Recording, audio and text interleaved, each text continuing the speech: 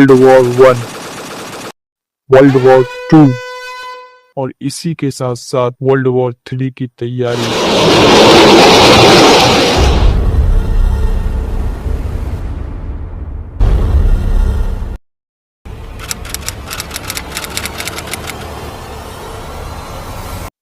जब भी खुफिया तंजीमों या सीक्रेट सोसाइटी की बात होती है तो जहन के निहा खानों में सबसे पहले एक ही नाम आता है, एक ऐसा नाम जिसने सदियों से इंसानों को खौफो हिरास में मुब्तला कर रखा है।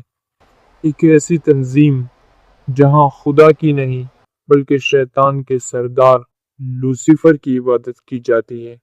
एक ऐसी इबादतगाह जिसे सैटेनिक चर्च कहा जाता है। ये चर्च कहाँ है कोई नहीं जानता, उसकी लोकेशन किसी को मालूम नहीं। मुमकिन है कि ये किसी मॉल के बेसमेंट में हो या शायद जिस जमीन पर आज आपका मकान है वहां सदियों पहले वो सैटेनिक चर्च मौजूद रहा हो। और कहा जाता है कि दुनिया के 90% बिलियनर इस तंजीम का हिस्सा है।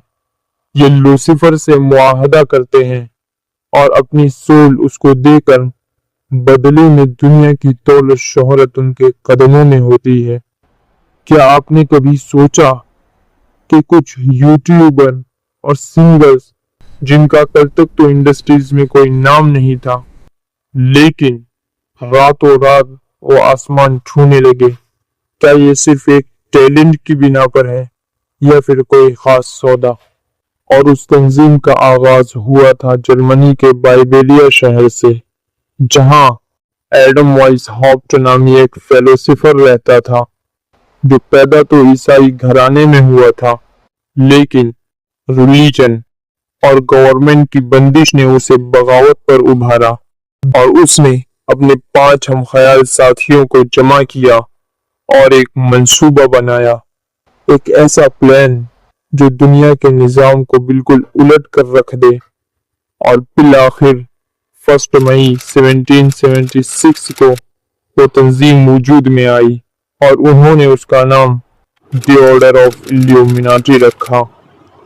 आहिस्ता आहिस्ता लोग उसकी तरफ माइल होने लगे, लेकिन ये ज्यादा दिन तक गवर्नमेंट की निगाहों से छुप नहीं सकी और 1785 से 1787 के दौरान उसे सील कर दिया गया और उस दिन से उस तंजीम का दी एंड हो गया, ऐसा दुनिया को बताया गया। क्या वाकई में ऐसा था या दरी पर्दा कुछ और ही चल रहा था? हकीकत तो ये है कि इस तंजीम का कभी खात्मा ही नहीं हुआ, बल्कि सिर्फ इसको दुनिया की नजरों से पोशीदा कर दिया गया। लेकिन इसके बाद दुनिया में बहुत सी ऐसी चीजें हुई जो महज इत्तिफाक नहीं था, जैसे वर्ल्ड वॉर 1, वर्ल्ड वॉर 2 और इसी के साथ साथ वर्ल्ड वॉर 3 की तैयारी। कंस्पिरेसी थ्योरी के मुताबिक इन तमाम के पीछे उसी तंजीम का हाथ है और गुजरते वक्त के साथ ये तंजीम खुद को दुनिया के सामने जाहिर कर रही है, चाहे वो एप्स्टीन फाइल की लिस्ट के जरिए हो या फिर दुनिया के बिलियनर्स और ताकतवरों के जरिए। और इस तंजीम की बहुत सी ऐसी अलामतें हैं जिनके जरिए वो खुद को प्रमोट कर रही है, जैसे कि आपने यूएस डॉलर पर बने पिरामिड की तस्वीर देखी होगी जिसके टॉप पर एक आंख की फोटो बनी है और उसी के बॉटम में लिखा है नोवस ऑर्डो सिक्लोरम, जिसका मतलब है नई दुनिया का आगाज।